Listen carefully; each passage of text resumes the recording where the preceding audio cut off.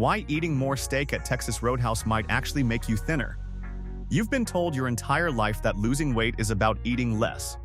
Cut the carbs, skip the fat, pile on the salads, and avoid red meat at all costs. Steak? That's indulgence. A cheat. The enemy of your metabolism. But what if that advice has been wrong all along? What if the very food you've been afraid of, juicy, perfectly seared steak, could actually help you control your hunger, burn more calories, and ultimately get thinner? It sounds too good to be true, because it's the exact opposite of conventional dieting wisdom. The idea that steak is fattening comes from decades of misunderstanding nutrition and metabolism.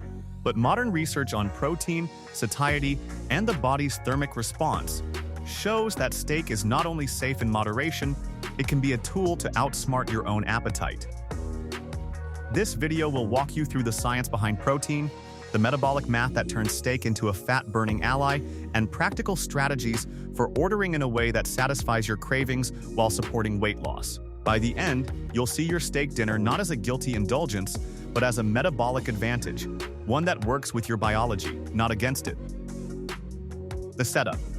The emotional conflict of steak.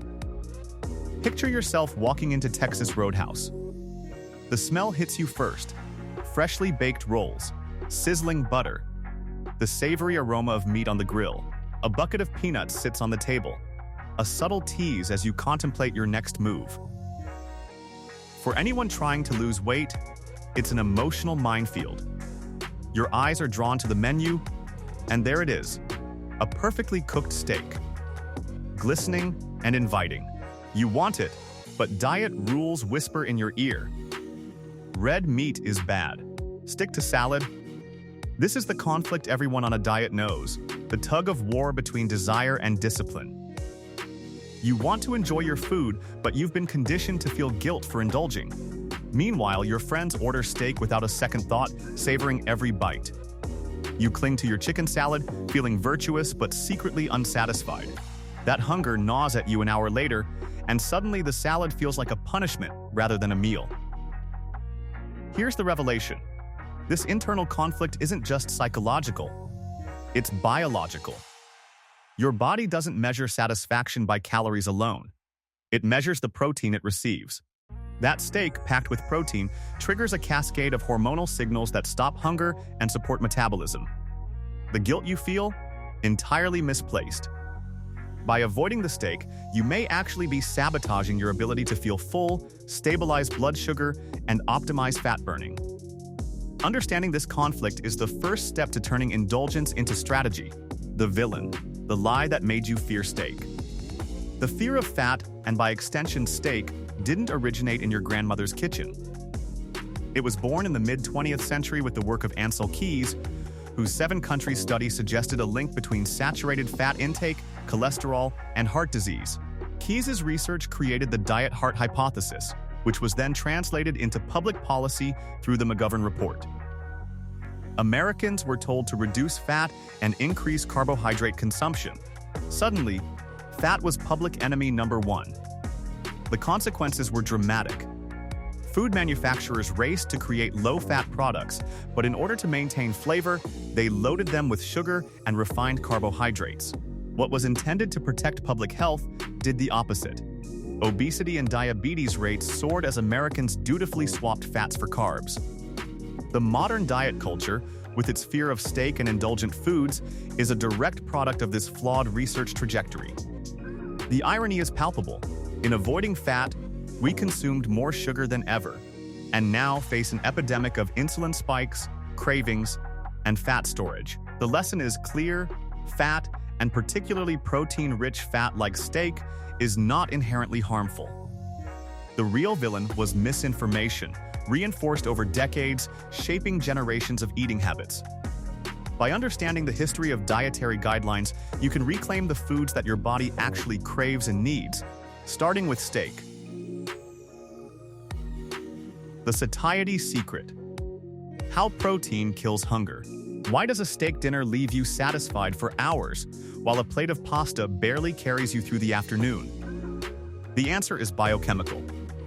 Protein triggers key satiety hormones, GLP-1, PI, and CCK, which signal to your brain, you are full. Stop eating. These hormones interact with the hypothalamus, the brain's hunger control center, sending a powerful signal that overrides cravings. In contrast, carbohydrates and fats produce a much weaker signal, leaving you hungry again soon after eating. This is where the protein leverage hypothesis comes in. Your body has a powerful primal drive to meet its protein needs.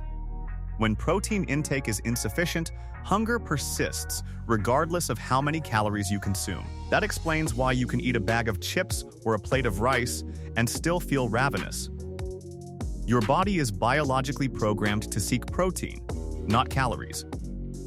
By front-loading protein, eating the majority of your protein in your first meal of the day, you can silence hunger for hours. Eggs, Greek yogurt, or a morning protein shake trigger these satiety hormones early, reducing afternoon cravings and supporting better food choices later in the day.